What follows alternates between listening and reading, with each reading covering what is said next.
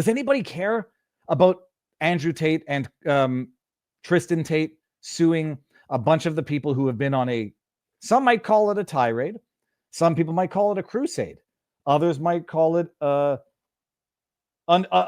adventure. Others might call it playing stupid games and now having won stupid prizes, that being a lawsuit. Oh, this is my first time from Tamara Williams. See, I can get the chat from StreamYard, but I'm not using Rumble Studio today because I wanted to make sure that our second guest would not have any hiccups or lack of familiarity with the platform. 4 o'clock, Sam Cooper, Canadian journalist extraordinaire, coming on. We're going to talk about Canada. Before we get to Canada, however, for those of you who don't know, the Tate brothers have sued a number of people, Jane Does, John Does, and some named individuals. Andrew Tate sued. I don't think it really made the news just yet. Yeah, it has. Oh, here we go. Listen to this. It's law.com. Maybe I'll be able to get around it with the archive link. They are suing a number of individuals. Now, I had one of the individuals on the channel, Misfit Patriot, who I don't mind him. We had our discussion viva voce. We had our disagreements viva voce, and I think we understand each other better after an online face-to-face digitally conversation. But I've been telling these people for a very long time, when you use certain rhetoric, you are flirting with the possibility of getting sued for defamation. Some people say that I'm running interference for the Tates, that I'm defending the Tates. You're a bunch of idiots if you say that, for a number of reasons. I was not running interference for Hunter Biden when I said, don't accuse him of having had relations with minors based on the Hunter Biden laptop book, which is, hold on, I'm gonna pull out the plug here. Based on this by Marco Polo, 501c3, check him out on Twitter. I'm not even, this is unreal. Like, I can't open this to a page without it looking like a pornographic novel. I told people, don't fall for the trick or the what's the word I'm looking for?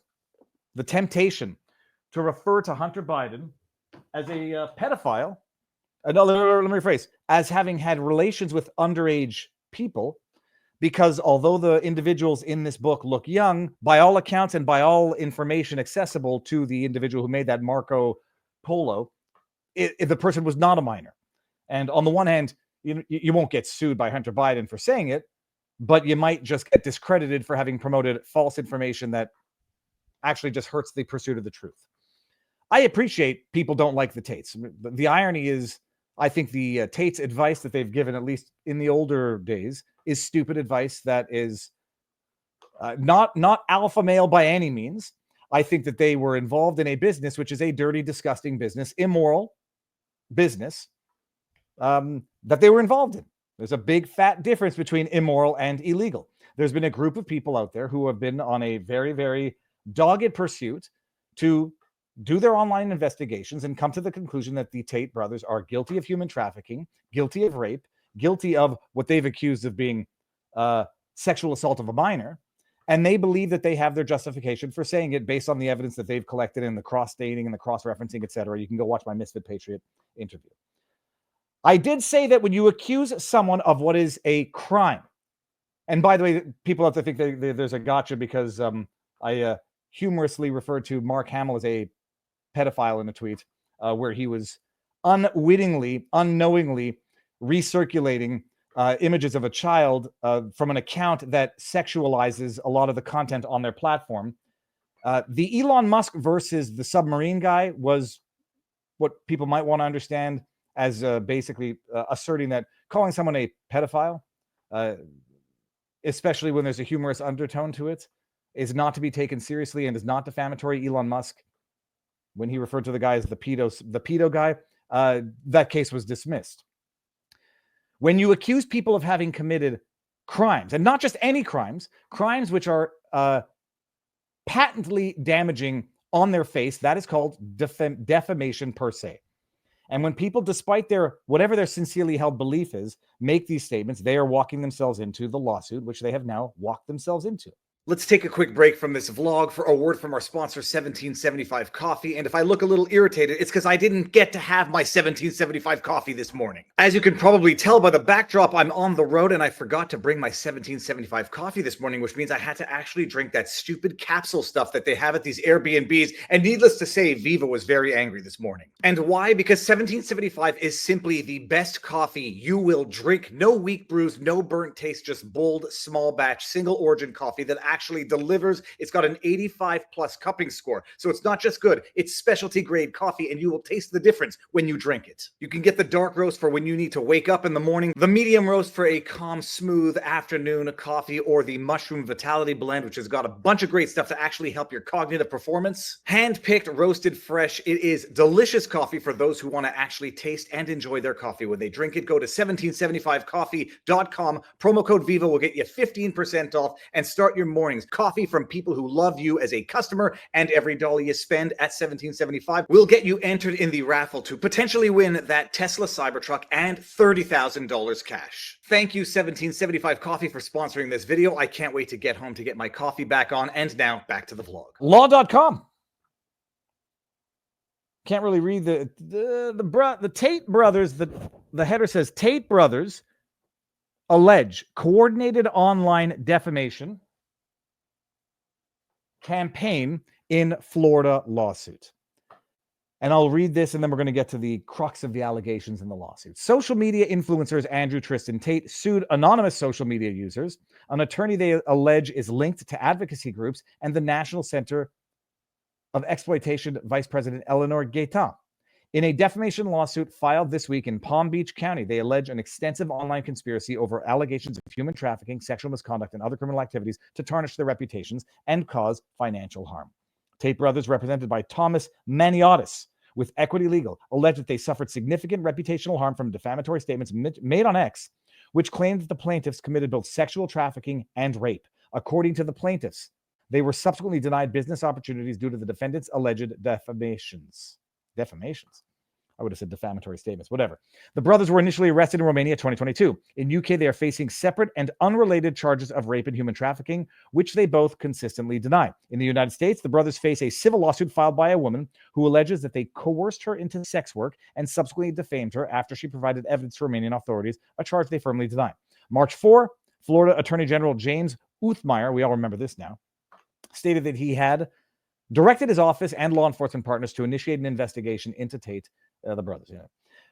Plaintiffs stated that there was conspiratorial plot to defame them that took place on X Spaces live audio conversation channels hosted by X and a group called Team Matrix, where several co-conspirators discussed the depths of their ongoing conspiracy to intentionally, recklessly, and maliciously defame the Tate brothers. How long does this go on for? We can read it.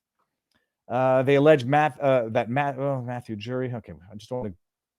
Matthew Jury, an attorney, partner in McHugh and Jury, partners in the directly emailed and communicated with members of Team Matrix, providing them informational guidance and support for their social media defamation campaign. According to the suit, Jury, I don't think he wants a trial by jury, bada bing, bada boom, is also involved in a crowdfunding campaign to fund additional sex abuse allegations against the plaintiffs, and members of the Team Matrix asked multiple times to donate for their cause. Quote, Team Matrix refuses to make any corrections despite the plaintiffs producing text messages showing one of the alleged victims from Florida instructing a third party to fabricate evidence against the Tate brothers to send Romanian authorities after having discussed a plan to deceive plaintiffs into purchasing them a house in Romania, the complaint read. Plaintiffs alleged Jury made frivolous bar complaints against the Tate brothers' attorneys. Marcella von der Watt, president of the National Center of Sexual Exploitation, called the lawsuit an intimidation tactic, slap lawsuit, strategic lawsuit against public participation. It's utterly without merit and an attack on her First Amendment rights. That was it. The Tate brothers are credibly accused and charged with sex trafficking. This is factually correct. Well, I should say credibly accused. This is a factually correct statement. They are also facing criminal charges, sexual violence in the United Kingdom. All right. We have advocated and filed lawsuits against the largest pornography companies in the world and have never faced this level of intimidation, to silence, van der Watt said. But we are not intimidated. NCOSE is a public advocacy organization dedicated to advocate on behalf of survivors of sexual abuse and exploitation. We will not let these accused sex traffickers, Andrew Tate and Tristan Tate, silence us. Okay. Now, two things. Let me just go over to the chat and see if anybody doesn't care about this story. Doesn't matter. We're going to finish it anyhow. Okay, so that's the summary. The lawsuit itself. What is interesting in the lawsuit, and I've looked through it, not in, well, I'd say in sufficiently thorough detail, actually. Let me just get to the points which are salient here. We've gotten past, I don't want to, you can find it online, people, here. Share. Not a certified copy, people. Bring it down here. We got the members of Team Matrix, which we've discussed now. Mr. Jury's crowdfund is replete with defamatory allegations such as this statement. Tate is on bail and allowed to travel freely within Romania. It would be easy for him to smuggle himself across the border. Indeed, several high-profile suspects have fled Romania this way before they can be convicted. There is evidence that Tate plans to flee Romania before his trial starts. Should he flee, it is feared that his influence will only grow and he may go on to commit further crimes against women and others. Okay. You want to get to these statements that were made by the people. There's a number of people, some of whom I have interacted with on Twitter. But let's get to the statements, which we can see here. There's the chart is a little further down here. We get some Jane Doe statements. There's going to be a number of jurisdictional issues in that some of these defendants do not reside in Florida, let alone America, from what I understand. A number of them are unidentified, to be identified. But the graph is really what we care about in terms of looking through these statements and seeing what the statements are and what the arguments are going to be. Here, let's say this one. Player said in a space regarding Suzanne Winter as follows. Now you've heard her talk. Does she sound like a 20 to 25-year-old girl? No. And what I'm trying to say is the Tates or their lawyers are trying to purport that Suzanne Winter and another account are two of the Romanian victims posting against the Tates.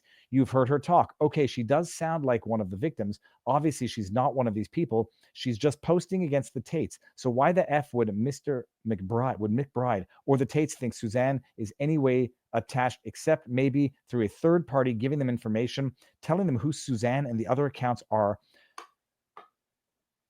Oh, okay, that's all right. Going down here, these are what we want. Suzanne Winter, and we're going to get into these statements, and you're going to look into what's an opinion, what's a statement of fact, or what purports to be a statement of fact, and what the defense is going to be. They sincerely believe this. Forcing women to have your sons is called rape. When Tate said he loved hitting women, he's not joking. Imagine the pain of finding out your daughters aren't in college but were sex trafficked. The Tates made a point of isolating victims from their support systems. Imagine having to hide from your abuser in a bathroom, probably another girl too scared and brainwashed to come forward. Tristan is a quieter, more ruthless version of Andrew, has a reputation for throwing women out of their homes, including his baby mama and child. Watch the quiet ones. Why do men with money think laws don't apply to them? The reason the Tates narrated and document all their dirty deeds is because no one spoke out. These two sex traffickers should have been stopped years ago. And it goes on. Murdered by crayons. The only defense to the Tate brothers have is to lie and deceive. A judge did not rule that the victim was lying or knew she was lying. Tate made the allegations and falsely. People who know the case is going to be more familiar with these allegations, but he said the rape charge was thrown out. That is false. He was charged with rape in continued form because there are two material acts, but there's one victim. They transported the victims from their home countries in Romania. They harbored those victims in the houses made for sex workers. So they have multiple acts. They have recruitment, they have transportation, and they have harboring. They also have situations where they transferred those victims from one location to another location, from one sex work house to another sex work house.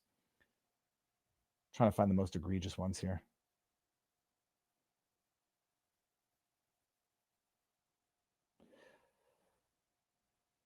I'm going to bring this. Well, let's go down to the next paragraph here. These are the Andrew Tate's the Rearwood Pyramid Scheme. Okay, exposing lies. Andrew Tate's case. A lot of these are going to be in opinion matters, which I think are going to be struck when they go through this, like they did with the Nicholas Sandman case. I don't know if anybody remembers the Nicholas Sandman case. They went through all of the allegations, statement by statement, in Nicholas Sandman, and dismissed or allowed them to pursue one by one. Whether or not, in my view, this lawsuit alleges too many that are either clearly matters of opinion or matters of fact that can be corroborated, whether or not they would have been better off sticking to the most cut and dry accusations, time will tell.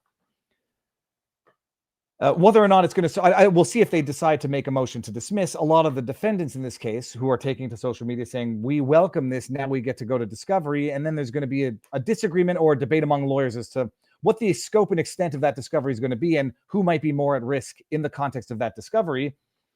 You will recall in the Dominion lawsuit, a lot of people are saying, great, now these people are being sued for defamation. Now we're going to get the codes of Dominion software. Now we're going to get access to the Dominion software because they've got to prove that the allegedly defamatory statements, for which a lot of these defendants were, I think, defaulted into bullshit judgments, they get to now prove that the statements were wrong.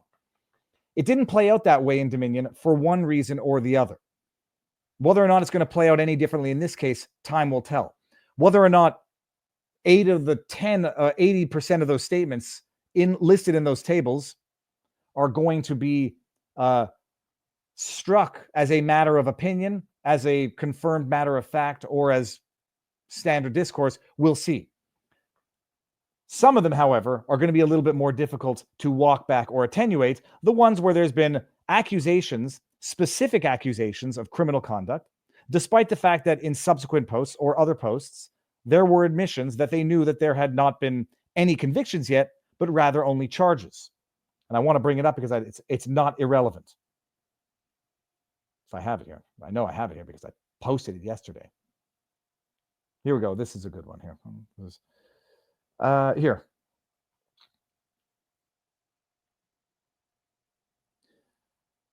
And I was, in responding to Murdered by Crayons, who's one of the accounts that's been, maybe they have a sincerely held belief, maybe they do, and they're disregarding the safeness of their statements.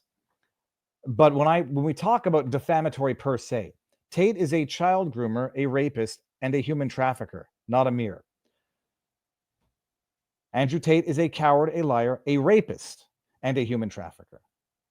Now, you will also recall that Donald Trump just sued people, and I believe there was a settlement and an apology, if I'm not mistaken, for people having called Trump a racist, even though he was unadjudicated, as the argument goes, rapist, because in that civil suit filed by that batshit crazy lady, E. Jean Carroll, which said no to rape, but yes to sexual abuse, this corrupt POS judge, Kaplan, who also deserves to be impeached and removed from the bench, said, well, it's tantamount to, it's colloquially, it's rape. So we can call him a rapist.